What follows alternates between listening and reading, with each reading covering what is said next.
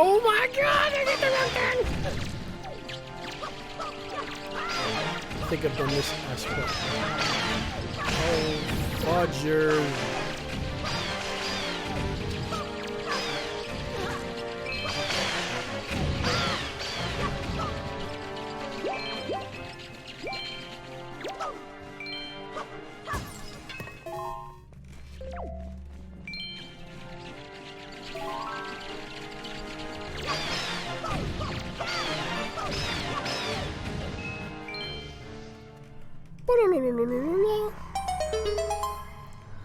Legend of Zelda time. Legend of Zelda, Zelda. What's in the fucking box? What's in the box? What's in the fucking box? Another chart! Congratulations!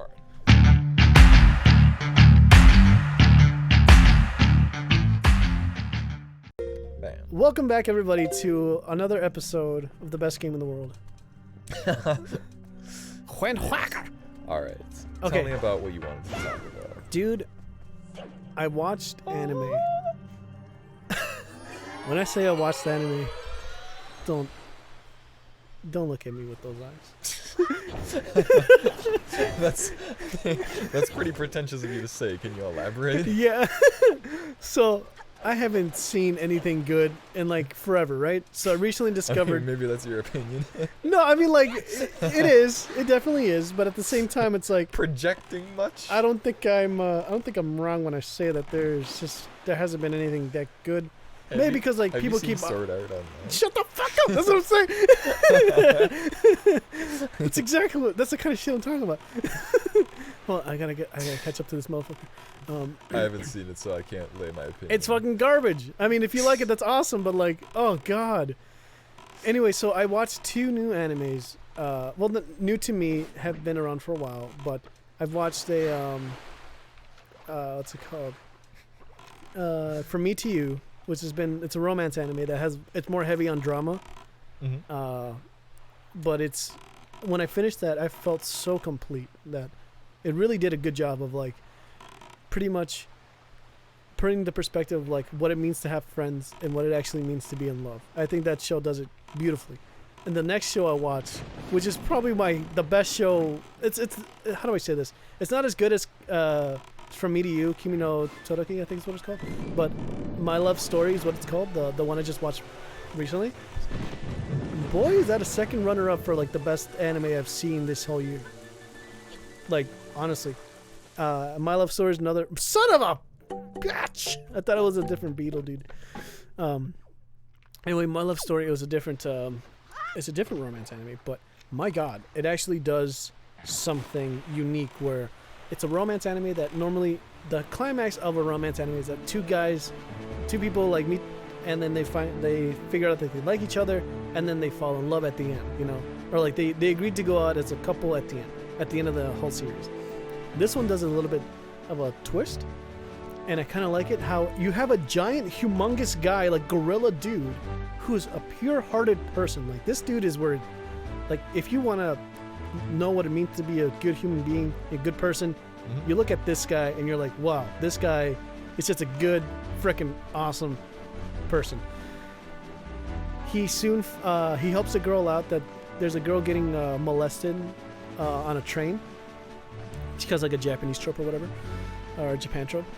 This girl's being felt up by this dude or whatever, and he comes up and he saves her. He takes his hand, takes the hand off the barrier. He's like, don't ever touch her again, all that shit. And basically, damn, I need the eyeshadows for this one. Okay, can't come here till later. And there's the freaking fish, and I'm already out of bait. But basically, we get to the point where these two. Like he falls in love with her instantly, and she falls in love with him as well. And the whole misunderstanding is that he's thinking that he has a friend that's always with him, a friend that's been with him since like childhood, and he's like super handsome. And he's thinking that she likes him, but like a couple episodes later, she confesses her love to him, and in 3 episodes. And I always say, if you want to try out an anime, at least watch up to the 3rd episode. The first one is the hook, but the 3rd episode is what gets you what gets you. Invested. Yeah, it's the deciding factor, and it's very formulaic in that way. But that's how I decide if I like that show or not, if I like that concept. So the third episode is where it's at. Like they confess their love to each other, and like the whole rest of the story is this guy that's never had a girlfriend before is just like, how do I become a better person for you, or like not a better person, but like how do I become the boyfriend that you want, and how do I, I'll do whatever it takes to keep you in my life because I love you so much. And she feels the exact same way, and it's a beautiful story. I pretty much binged it in like 3 days, but wow, I think that whole anime is genius. It changed up the formula a little bit, but I thought it was genius. And it could have wrapped up like 3 episodes at the end of the series. Like, you could have wrapped up 3 episodes beforehand, but I still think it's a pretty solid, like, really good anime, romance anime that really captures the feel of like what it means to be a good person to one another. And I don't know, it's just really good. I really recommend it. It's called My Love Story, and it's extremely comedic. Like, it has its high points. It doesn't have a lot of low points. It's mainly like it's a good feeling show. Where the other romance anime I watched was like, man, it has its high points, but it has its all somber points as well. It's like, oh, it's a little tough to watch sometimes, but it's good. Right, but then you felt that the My Love Story was more of a compelling emotional experience. Absolutely. I mean, the other one is my overall favorite one because it's overall, like, the message that it has is a lot stronger. So that's why I like From Me to You. I think I like that one just a lot more. But they're both phenomenal animes. So right now, since I got my new TV, I'm actually going to start watching my favorite anime of all time, which is Code Geass. That anime never disappoints. Actually, every time I watch Code Geass, I always get a new perspective of the world. That's why every time you watch like a movie or something that you love, there's usually something that, like, a good movie will, like, keep like revealing new information kind of thing. Well, like, a good movie will change the way that you see the world, Mm-hmm. But a movie that you love will make it. That's a good quote by John Campea. A good movie will actually change you. Like, your favorite movie will change you as a person. And Code Geass always does that for me. It always reiterates so many other things. Like, what would you say are some lessons or life things that you would learn from Code Geass? Basically, taking charge of your world, man. Like, you're in charge of the world. You're in charge of your future. No matter how terrible it is, no matter how beat up you've been before, you have the ability to change your world, to defy your own destiny.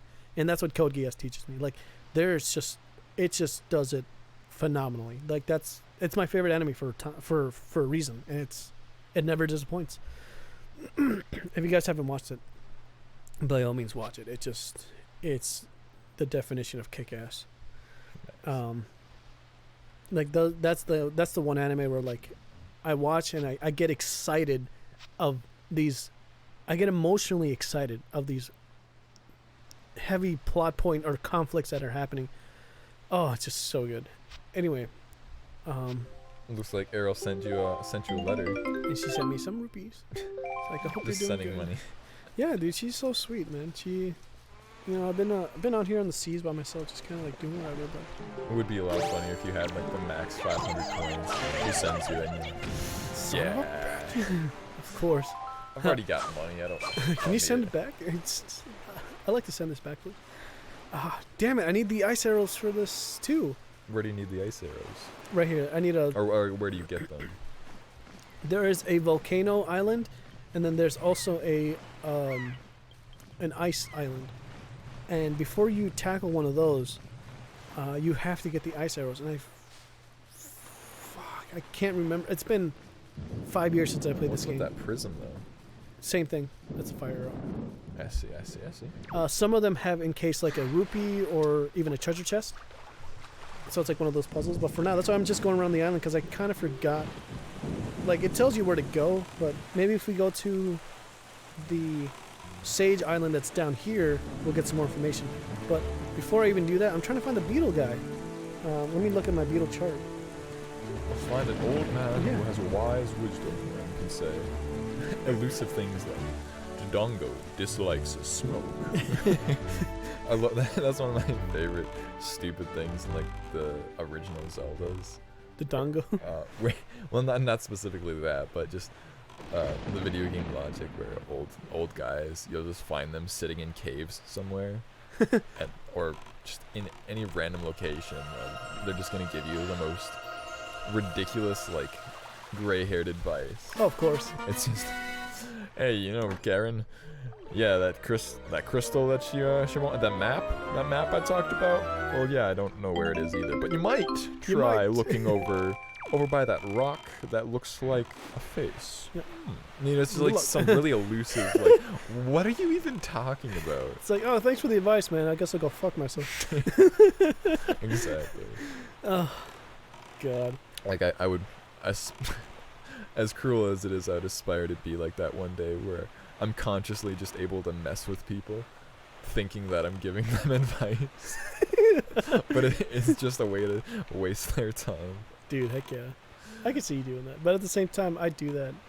Although I have so much fun doing that. I'm too nice of a person to actually like really want to fuck with people. Nah, dude. But I think you just... What do you think? I think you just need some more chicken in your life. I didn't take some risks, man. You got this. No one's gonna be mad at you. You can tell me.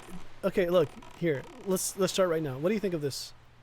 What do you think of this street, of this island here? It looks very pleasing. I quite like it. It reminds me of Mario Galaxy and the like bowls. Oh, thing. Speaking of okay, so I was gonna make a point about how I'm gonna teach you sarcasm, but nah. So remember how I got the Mario 3D All-Star Pack or whatever? Yes, you got that. Dude, I played Sunshine for the first time in 25 years. Hell yeah. Oh my god. You probably just nutted yourself. Yeah, it was pretty bad. My whole room looked like Spider-Man came and invaded. Insert the Spider-Man clapping Spider-Man cheeks. Yeah, man, it was awesome. I played that and then oh my god, I couldn't get enough. I just, I'm playing it again and it's just awesome. It's just a great nostalgia bomb going through all those things. And this time I think I'm going to 100% complete it. Sunshine. Sweet. I got a third of the way through, but I really want to complete the whole thing. And it really is the last spiritual successor other than Odyssey, that it has to Mario 64. Yeah, so the 3 was 64, Mario Sunshine, and Galaxy. Galaxy, I've only played Galaxy for a little bit, so you might be a little bit more of an expert than I am on this. Mm-hmm. But does Galaxy have it so that you enter a world and you have like 6 to 8 objectives based, or is it just like one world has one thing and one world has one thing or whatever? No, each world has like 6 like different objectives. Okay. But it's I'm trying to relate it to Sunshine, but it's basically you can fly to a certain galaxy. I guess they're called galaxies. Each galaxy, or basically it's a planet, but right. Galaxy. You'll do one at a time, but you can. But they have like 6 different missions. Yeah, and they'll get unlocked as later because there's pretty much average. It's sometimes 1 to 3 or 4, right. Like main gold star ones. But then there's side ones of like 1 or 2 Luigi ones occasionally on certain galaxies. And then there's also these special comets. Comets are... How much do you know about the comets? No, I mean, I played Sunshine, or Mars. Played Galaxy for like probably 30 minutes and it didn't grab me. Okay, not to say it's not a good game, it just didn't grab me as other games. I enjoy it mostly for the fact it's just so atmospherical, and to be flying around on different planets and just getting to see all that is super right. Cool. Like the last Mario game that really got me like invested in it was Mario 3D World. That game wow, like riveted me from start to finish. Whereas Galaxy, you really once you get like past the first couple worlds, like if you really, like I said, like if you really love that stuff, then that's your game. But it just never grabbed me. That's why I never played it. Yeah, it's pretty much just the same thing, doing a same normal Mario, basically just Sunshine, but in their own respective like little mini worlds. Yeah, and if it's like that, then that's awesome. Then that would be like the other Mario one, because every other Mario one after that, I'd almost say it's more of like a coked up Mario experience. Maybe not coked up, but I'm trying to say like very ADHD. So like when you finish, like you can do a world, but it's there's always new worlds. Whereas I haven't finished Sunshine, but I played a bit of it, where they have just a very fleshed out, wide open area that you go explore and do everything on. But this is like way more kind of defined, so there's less exploration, which you felt like it could have been delved into more. But it's a Mario game; it's not a Zelda. Well, game. have you done Mario Galaxy 2? I haven't. I've seen some gameplay of it. Apparently, that game got the masterpiece like rating. Like it's 10 out of 10. Apparently, if you had any complaints about Galaxy 1, Galaxy 2 just takes all that away. I would say that, but at the same time, I really liked the way Galaxy 1 did, because I watched the Game Grumps play Galaxy 2. Yeah. And I don't like the way they have like the way you travel to different galaxies. Okay, so they changed that up a little bit. Yeah, like it would have been nice to still feel that observatory. You're kind of going into the planetariums instead of just like, oh hey, you just step on a pad and then you just click the button. I don't know, that really took away from like the magical experience. Oh yeah, of course. I could understand. It's a very subtle thing, but if I were to nitpick, it would definitely be one of those elements. Nice, man. Well, that's I got that Mario one, But yeah. So then, are you you're working through? I'm just mainly Breath of the Wild, dude. That game just took my life right now. Here, do you want this?